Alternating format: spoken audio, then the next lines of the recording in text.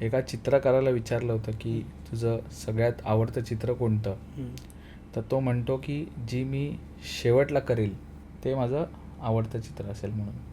त्यामुळे हे never ending आहे म्हणून त्याचा वेळ आहे. जर मी एका गोष्टीच्या प्रेमात पडलो तर त्याहून मोठं श्राप कुठलं नाही. ते मी तर दुआ करतो की मी प्रे करतो की हे कोणाबरोबर होऊ नये, की माणसाने एका गोष्टीच्या प्रेमातच पडावं. माणूस म्हणून तुम्ही जर तुमच्या एकाच क्रिएशननी सॅटिस्फाईड असाल तर तुमची ॲबिलिटी टू ग्रोथ संपते. तुम्हाला जे आवडलं आहे ते सगळ्यांनाच आवडलं आहे असं नाही आहे ना. तुम्ही एक चित्र कराल 50 पैकी 5 लोकांना आवडेल. तुम्ही 50 चित्र केली तर 50 पैकी 40 लोकांना तरी आवडेल, त्यातलं एक आवडेल ना. तर you working and being never satisfied, म्हणजे मला असं ते नेहमी वाटतं की आपण सॅटिस्फाईड झालो तर मग पुढे जर्नी संपली. मग तुला मीडिओकर राहण्याची भीती वाटते का?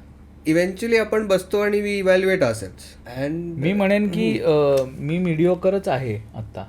मला नाही वाटत की मी खूप ऑनेस्टली स्पीकिंग, कारण माझ्यापेक्षा खूप 3 पट काम करून गेली आहेत लोक, म्हणजे त्या पलीकडे लोक गेलेले आहेत. त्यामुळे आपण अजूनही मी स्वतःला मीडिओकरच समजतो. कधी कधी होतं असं की ती गोष्ट अशी होते की तो बॅलेन्स कधी कधी नाही मिळत, शोधावा लागतो. किंवा खूप माणूस ओव्हर थिंकर असेल आणि एम स्पष्ट नसेल तर मे बी त्या गोष्टी होऊ शकतात. पण मला असं वाटतं की ज्याचा एम सेट आहे ना, ज्याला माहिती आहे की मला काय गाठायचं आहे आयुष्यात, मला काय कुठे जायचं आहे हे माहिती असणं खूप महत्त्वाचं आहे.